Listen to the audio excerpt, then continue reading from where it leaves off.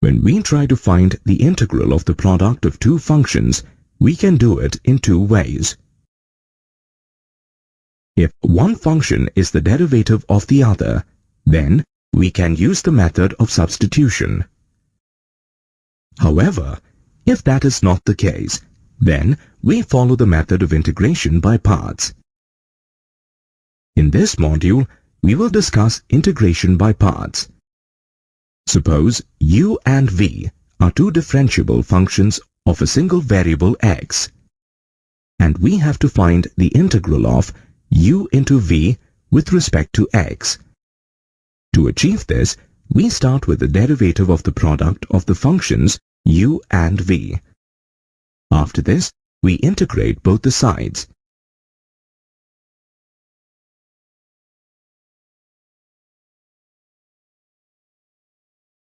Since integration and differentiation are reverse processes, the left-hand side will become u into v. On rearranging the terms, we get the expression as shown. Now, let's denote u by f of x. This implies that du upon dx is equal to f dash of x. Also, let us denote dv upon dx by g of x. This implies that v is equal to integral of g of x dx. Substituting these values in the original expression, we get the integral of the product of the functions f of x and g of x with respect to x, as shown here.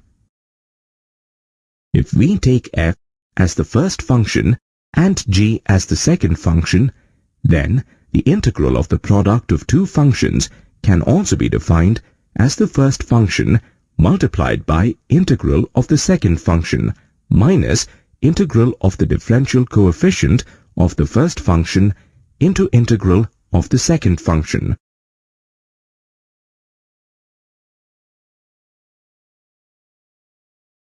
We are discussing the method of integration by parts, and we are dealing with the product of two functions. If we consider the formula shown here, we see the terms first function and second function. In a given integrand, we often have to judge which function has to be taken as the first function and which one as the second. This can be easily done with the help of a precedence rule called ILATE.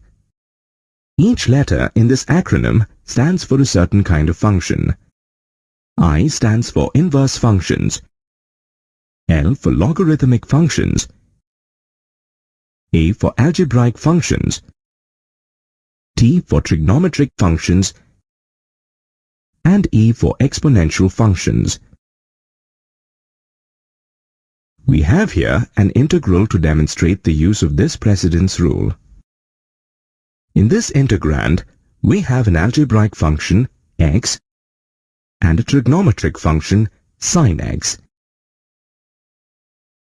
According to the ILATE rule, x is considered the first function and sin x is considered the second function. Now, let's consider the integral of x sine inverse x. Here we have an algebraic function x and an inverse trigonometric function sine inverse x.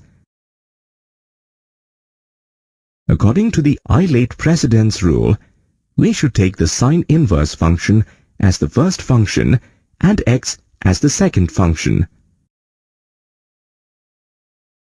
So the integral can be written as shown here. Let us now use the ILATE rule to evaluate the integral of x cubed into log x dx. Let us denote the given integral by I. It consists of an algebraic function, x cubed, and a logarithmic function, log x. As per the ILATE rule, it is clear that the logarithmic function will come before the algebraic function. So, we consider the logarithmic function as the first function and the algebraic function as the second function. Now, the integral of the product of two functions is equal to the first function multiplied by integral of the second function minus integral of differential coefficient of the first function into integral of the second function. So I can be written as log x into integral of x cube dx minus integral of d upon dx of log x into integral of x cube dx with respect to x. Now, the integral of x cube dx is equal to x raised to the power 4 upon 4. And the derivative of log x with respect to x is 1 upon x. This gives the expression as shown. Now, integrating x cube with respect to x again, and then simplifying, we get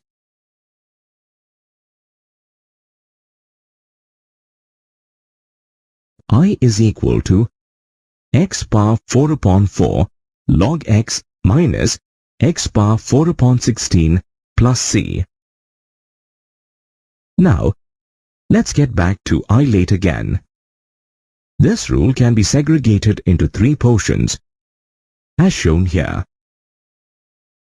If the integral is the product of inverse trigonometric and logarithmic functions, then it doesn't matter which function we consider as the first function. Similarly, if the integral consists of the product of trigonometric and exponential functions, then any function can be considered as the first function. So, the precedence order can be either of the ones shown here. Once we are clear about which function has to be taken as the first function, we proceed with the integration. Now, while integrating, the main concern is whether to add the constant of integration to this integral. Let's verify this by an example. We will first perform integration by using the integration constant and then without the integration constant. Consider the integral of x into e power x dx. We take x as the first function and then perform the integration as shown. On integrating e power x with respect to x, we get e power x plus k. Again, integrating e power x with respect to x, we get e power x plus k. This gives x into e power x plus kx minus of e power x plus kx plus the constant c. On simplifying, we can see that kx get cancelled. Therefore, integral of x e power x is equal to e power x into x minus 1 plus c. Now, we will see what happens if we do not add the integration constant while performing the integration. Consider x as the first function again, and perform the integration as shown. We get the result e power x into x minus 1 plus c. Observe that in both the cases, we get the same result. Hence, adding the integration constant while integrating a product of functions is superfluous.